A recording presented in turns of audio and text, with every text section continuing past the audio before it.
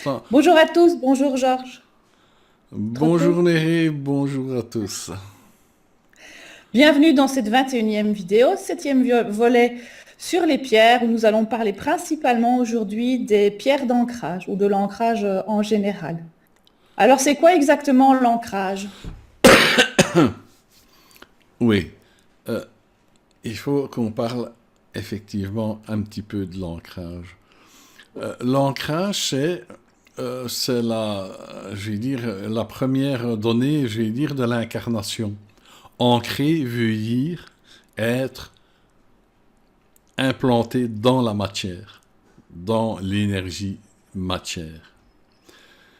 Et être bien ancré signifie que on n'est pas influencé par l'extérieur.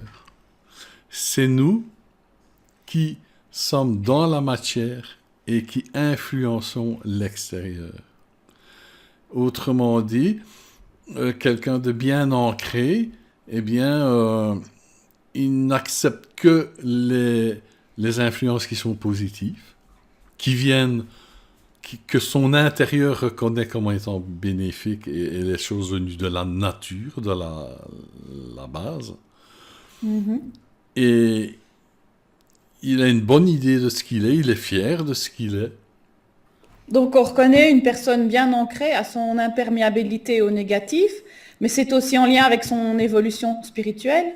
Donc, on sait qu'une personne est bien en évolution quand elle n'a pas un On reconnaît une personne bien ancrée à son imperméabilité au négatif, ce qui est en lien avec son évolution spirituelle. On ne sait pas évoluer sans un bon ancrage, ça va de pair. Ah oui, tout à fait. Parce que si tu n'es pas ancré, tu te laisses, ce qui est normal au début de l'incarnation, on se laisse influencer.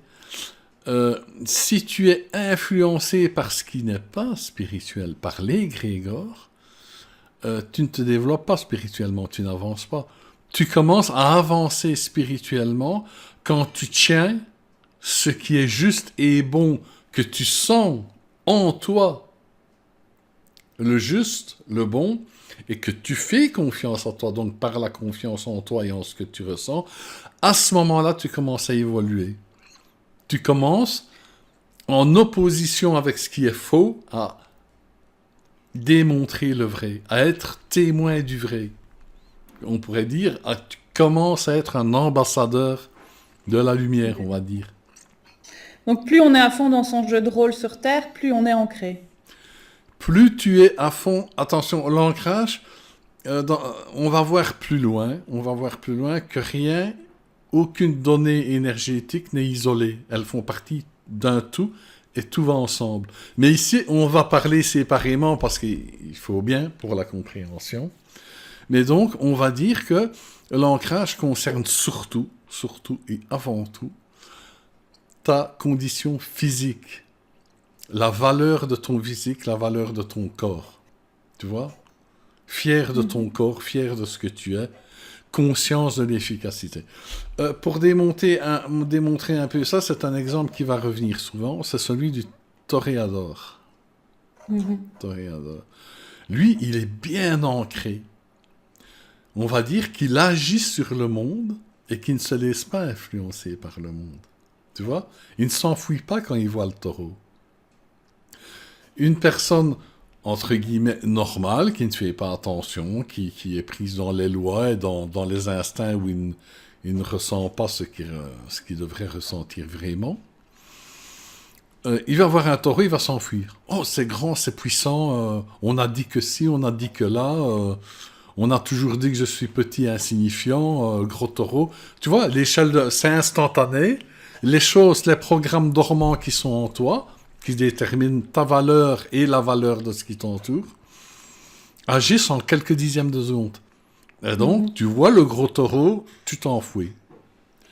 Celui qui ne se laisse pas influencer par ce qu'on a dit par le monde de l'égrégore, par les fausses valeurs, il va observer le taureau et il va s'observer lui-même. Et il va se poser des questions qui, et il va observer. les faits, sans se dire oui, ceci, cela. Et qu'est-ce qu'il constate? Que le taureau, déjà, il n'est pas méchant, il défend son territoire, il a ses raisons, c'est bien, c'est pas un monstre agressif. Et il va remarquer aussi que le taureau, il a une façon d'agir, il va attaquer dans certaines conditions, et quand il attaque, il se déplace il ne fait pas tout ce qu'il veut dans ses déplacements, vu sa masse. Il n'est pas agile comme une petite souris, tu vois. Et en s'observant lui-même, il peut constater, le toréador, celui qui deviendra un toréador, je ne suis pas pour tuer les taureaux, hein, c'est une image. Non, non, c'est une image. Ouais. Le toréador va dire, ah, mais moi, je peux me déplacer vite, j'ai de la vitesse, de l'agilité et tout. Et avec la rencontre avec le taureau va donner lieu déjà à des connaissances qu'on va accumuler par l'observation.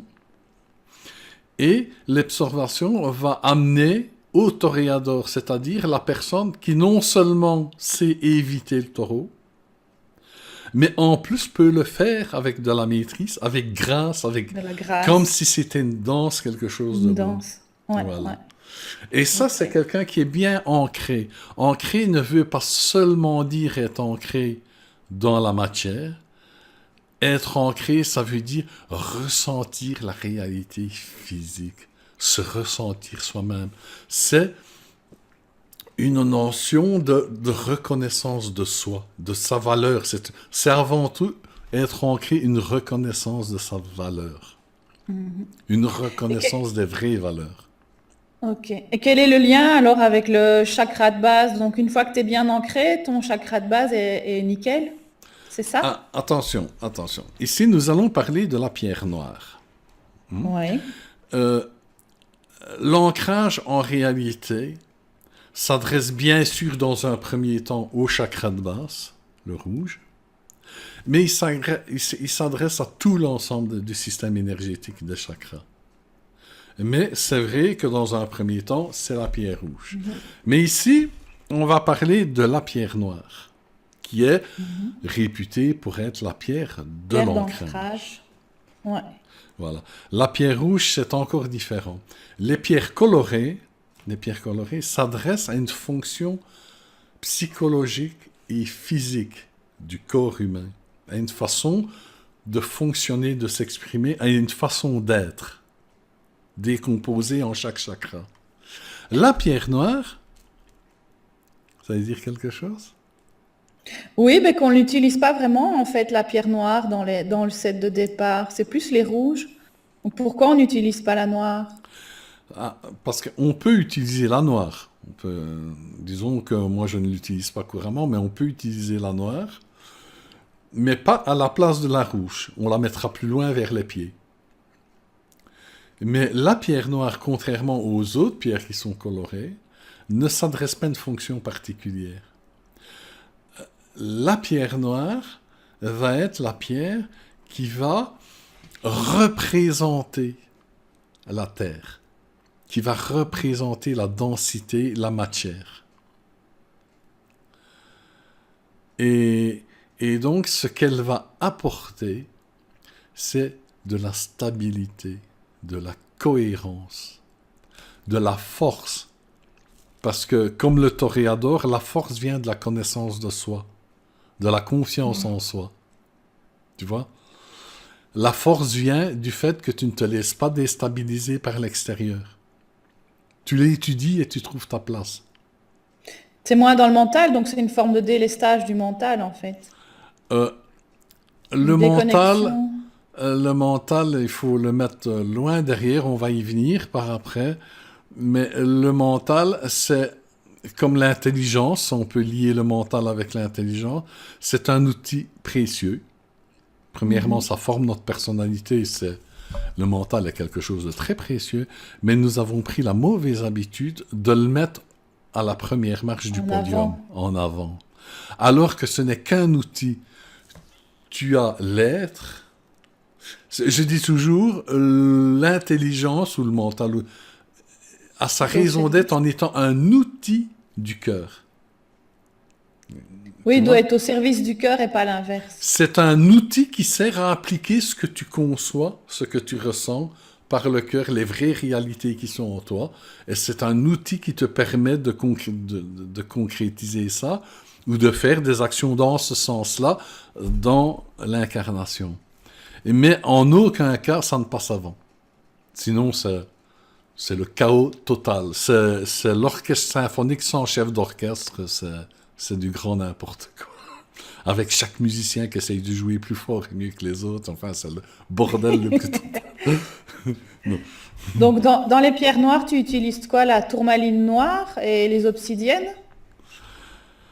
Alors, chaque pierre noire a une façon... leur base, la base de la pierre noire, ont toutes la même note, on va dire. La stabilité, la cohérence. Ouais.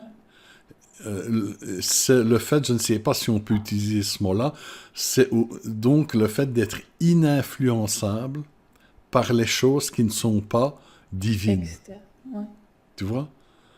On est influencé que par le divin, forcément. C'est la base de notre être, de notre être, de toute chose. Donc forcément, c'est l'influence qu'on recherche. C'est la source. Mais donc, toutes les pierres noires ont la même note, c'est ne pas se laisser influencer. Et C'est être très important stable. finalement. Oui. Et c'est pour ça qu'il y a la légende que ce sont des pierres de protection.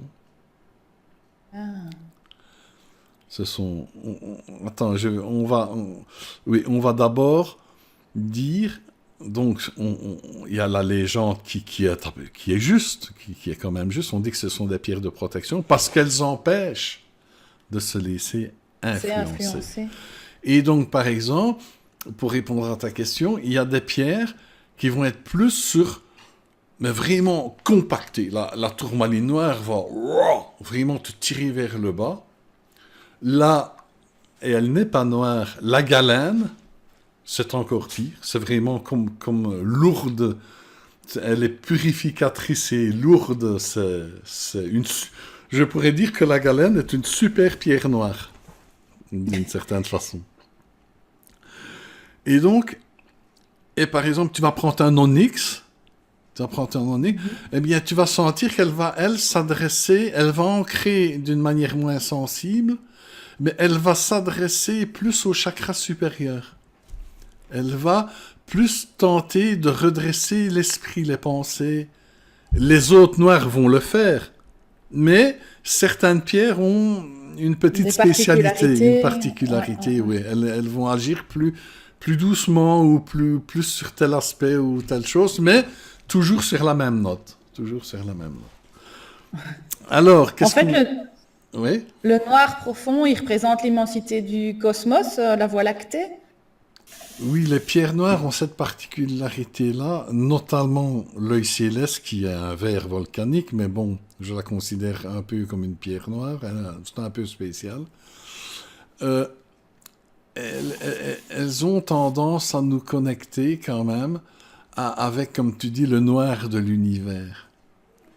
Et en fait, le noir de l'univers est une énergie merveilleuse. Enfin, c'est un velours. Il faut avoir goûté cette énergie. C'est une énergie magnifique. Et elle réveille ce qui est magnifique, les pierres noires. Mais elles ont une nette tendance aussi à, comment je vais dire, amener en surface, à faire paraître en surface les choses qui sont cachées. Dans le noir révèle la lumière, les étoiles, et il révèle les choses cachées aussi. Il révèle le gris, parce que le noir est une couleur pure. On va dire la couleur d'un égrégore, c'est le gris, tu vois. Et le noir va révéler ce qui est gris, ce qui se cache dans la lumière, en fait. Bon, Ce qui est encore à travailler dans son incarnation, c'est ça? Voilà, exactement. Ce que tu caches en toi que tu ne veux pas travailler.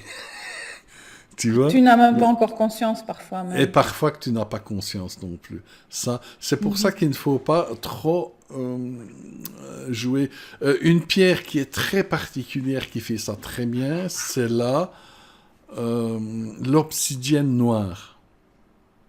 Elle a vraiment une action pour révéler ce qui est caché. C'est ça que c'est une pierre qui a plus sa place dans les mains d'un thérapeute je vais dire, d'un amateur qui met ça parce que c'est une belle pierre et qu'elle protège. Voilà. Ok. Donc la pierre noire nous aide énormément pour l'ancrage. Elle nous aide principalement, une de ses raisons, c'est de ne pas se laisser influencer par la négativité du monde extérieur. Exactement. D'ailleurs, c'est une des principales raisons pour laquelle on s'incarne. C'est pour résister aux influences qui ne sont pas divines, ne pas en tenir compte. Et se référer principalement à sa propre lumière finalement et arriver à la faire sortir. Exactement. Donc c'est une énergie qui va de l'intérieur vers l'extérieur. C'est ça? C'est la première brique de la confiance en soi. Ça, c'est super important. D'autant plus. Ah, tu allais dire quelque chose? Mais que tout le monde cherche en fait à partir et à travailler ses chakras du haut, alors qu'en fait, le plus important finalement dans l'état d'incarnation que nous sommes, c'est principalement de s'ancrer et d'être bien stable et bien cohérent dans son incarnation, dans son ancrage. Absolument, absolument. Et d'autant plus que d'une manière, je vais même dire technique, c'est l'ancrage du bas qui va déterminer la qualité de l'ancrage du haut. Donc, parce que nous avons le bas qui est connecté aux énergies matière, et nous avons le haut, on va en parler après, qui est connecté au monde spirituel, au monde de l'esprit. Mais la connexion ne peut pas se faire si le bas n'est pas connecté. D'une certaine façon, je vais reprendre l'image qu'un guide m'a donnée, c'est que il me montrait qu'un éclair, tu vois, il y a un orage, il y a un éclair qui tombe, il y a un éclair qui tombe.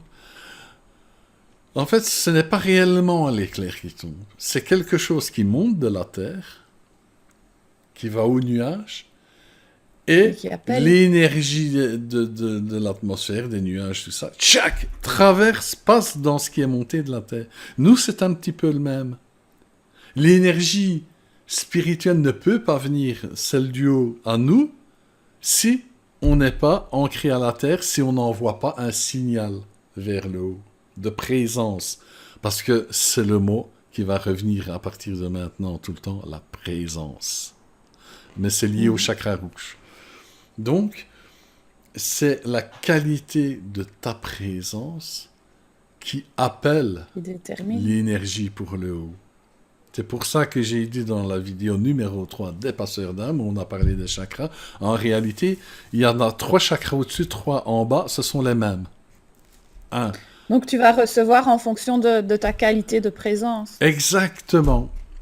C'est la qualité de ton ancrage qui fait la qualité de ton lien avec le monde spirituel. C'est bête, hein?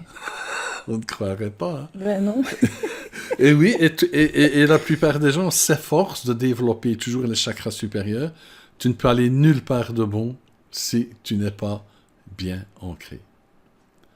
Et tu peux te perdre. Et on va expliquer dans la vidéo suivante comment on ressent l'ancrage. C'est pas ça, c'est le chakra rouge. On va en parler beaucoup de ce petit filou de chakra rouge. Voilà. Ok. Donc la prochaine vidéo, c'est surtout sur les pierres rouges, les pierres d'ancrage. Ouais. C'est surtout la rouge. Elles sont différentes un peu des noires. Ouais. Bon, on va peut-être parler, si on a le temps, on parlera des 3. Mais c'est surtout la rouge. C'est aussi c'est la première brique aussi de notre incarnation. De notre confiance en soi, de notre incarnation. C'est la première brique de beaucoup de choses. On déterminera ça aussi en détail dans les 3 points, mais là, ici, on va passer au rouge. On a fait le vert, on va passer au rouge. Non, le vert, c'est encore un peu plus loin, un peu plus haut. Voilà. Ok, ben voilà, merci, merci Georges. Ah, Au revoir à tous, à la ah, prochaine. merci à toi, Mary, merci à vous tous et à bientôt.